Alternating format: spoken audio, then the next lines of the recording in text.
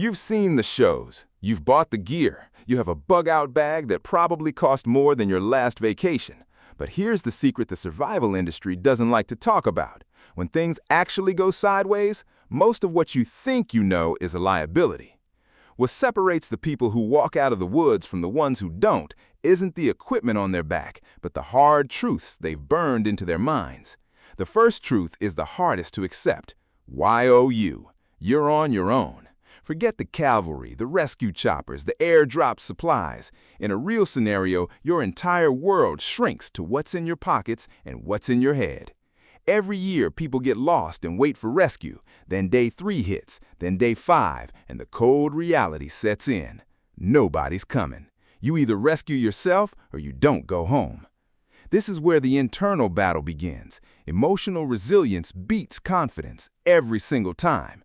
Confidence is loud at the trailhead, but it's silent on day 12 when you're cold, hungry, and alone at 3 a.m. Real survivors aren't the ones with the best initial plans. They're the ones who can sit in the dark, soaking wet, and still decide tomorrow is worth showing up for.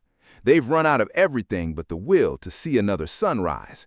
That will is powered by skills, not gear. Gear is sexy, but it breaks, gets lost, or gets dragged into the brush by a curious raccoon. Skills weigh nothing. They live in your head. A person with practiced, primitive skills will always outlast someone with a $1,000 pack and zero real-world experience. Because survival is fundamentally a math problem. It's about calories. Every action you take, walking, chopping, even shivering, is a withdrawal from your body's finite energy bank. If you don't have to stand, sit. If you don't have to sit, lie down. People rarely get eaten by bears. They simply run out of fuel. Part of that brutal equation is your tools. A sharp knife is a safe knife. It cuts clean. It saves calories. A dull blade makes you force it, and that's the moment it slips and opens a deep cut. In the wild, that isn't an inconvenience. It's a death sentence on a slow timer. You can't learn any of this just by watching a video. The body learns differently than the brain. You don't truly know how to make a fire in a freezing drizzle until your own numb hands have coaxed a flame from wet wood. You'll never rise to your expectations in a crisis. You will always fall to the level of your training. So get outside, get cold, get wet, fail in a safe place so you don't fail when it matters most. This is how you learn to work with nature, not against it. The wilderness doesn't care about your schedule or your plans. The storm comes when it comes. A survivor reads the environment, respects it, and adapts.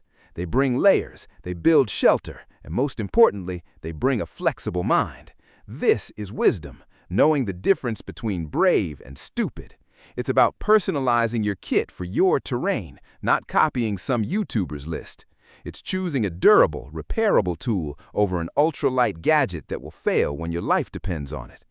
These truths aren't glamorous. They don't sell expensive equipment, but they are real. Survival isn't about conquering the wilderness. It's about understanding its unforgiving rules and knowing your place within them.